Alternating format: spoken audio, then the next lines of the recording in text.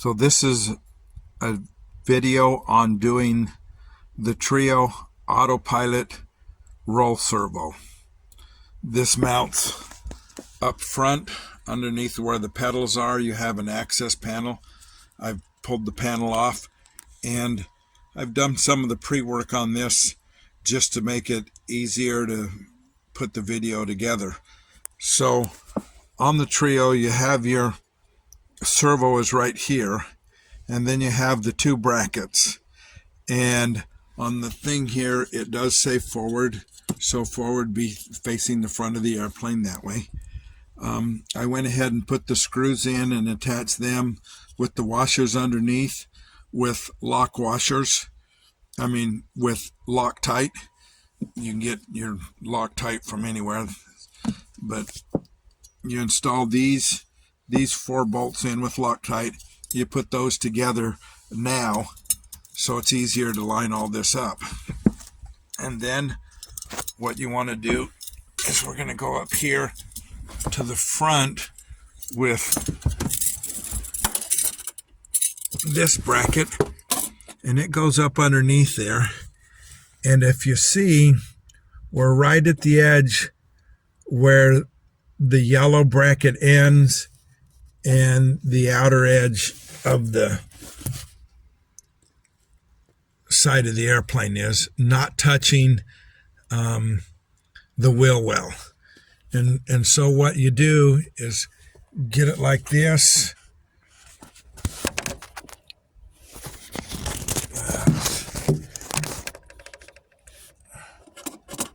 And then what I did, I come down here with my pen and make a mark right there, a mark right there, and a mark right there. You can make a mark long ways with a straight edge if you want to, or eyeball it, whichever, and then drill your holes right there in the center, and then this goes up into place just like this. You put your screws in.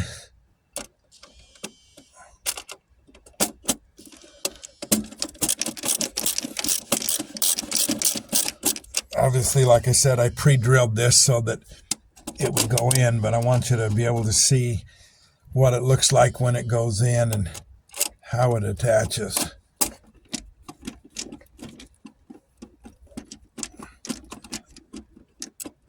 So we're getting our bolts in here. I just put one in. I guess you can't see me right at the moment, but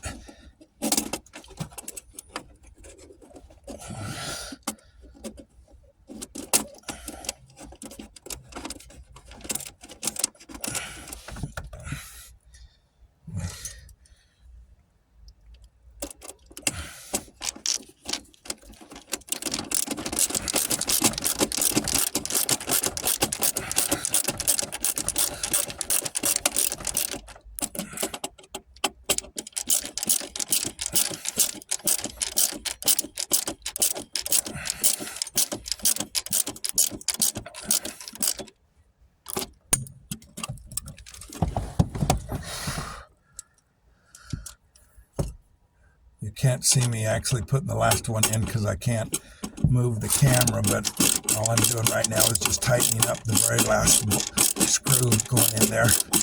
These screws come in your kit, so you've got them. So now once you've got that, then that's installed that way. The next piece is going to go right along here, and this one right here actually had a rivet in it. And so you got to drill the rivet out or cut it off. Mine happened to have a cherry rivet in it, so I had to grind the top of it off and push it out.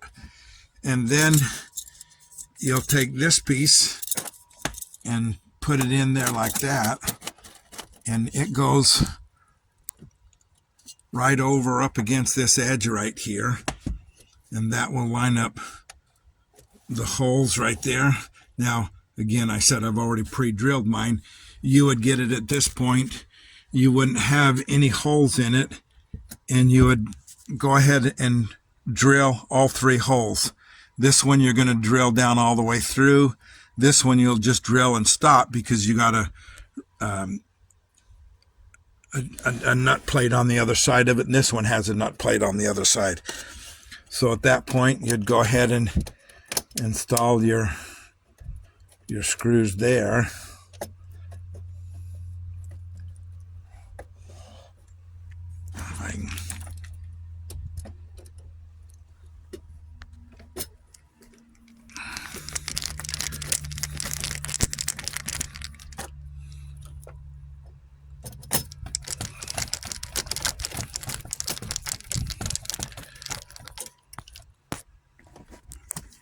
Okay. Now, those screws are actually going to be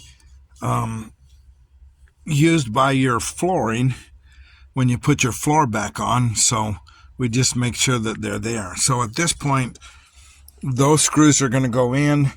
You've got one screw that they say is optional.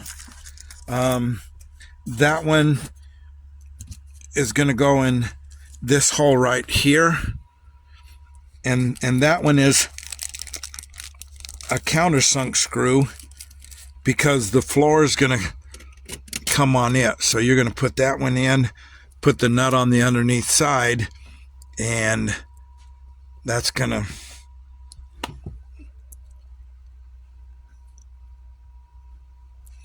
work for that. Then what you're going to do is then these will now go on here.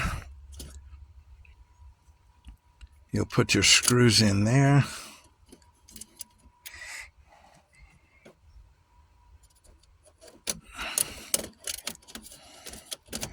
And in there.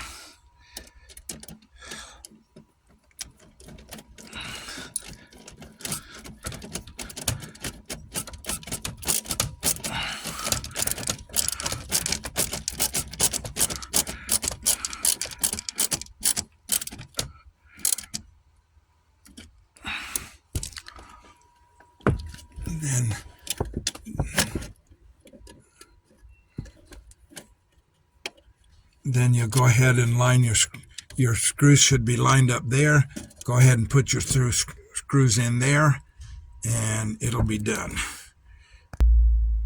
Okay, so I put the screws in there, the 2 screws in here and here.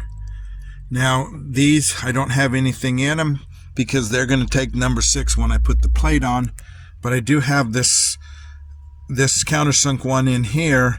And again, that one's going to be a countersunk because your plate's going to be on top of it, so it needs to be countersunk right there for that one to go in. Then at this point, you're going to be working on your cables. One's going to be coming this direction, and it'll start from this side and come around that way. This one will start from this side and come around to the front. Your first bridle clamp goes to the front there.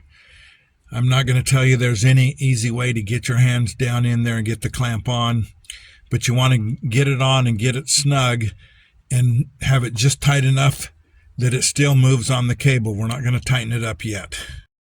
Again, when you get to this point with the clamp, you want to make sure that the small cable is up right here, and look along there, make sure that you didn't twist around the wire or anything, and you're going to pull it snug with your steering wheel straight. You want to make sure it's straight before you tighten it up. Make sure that all the slack is out of them.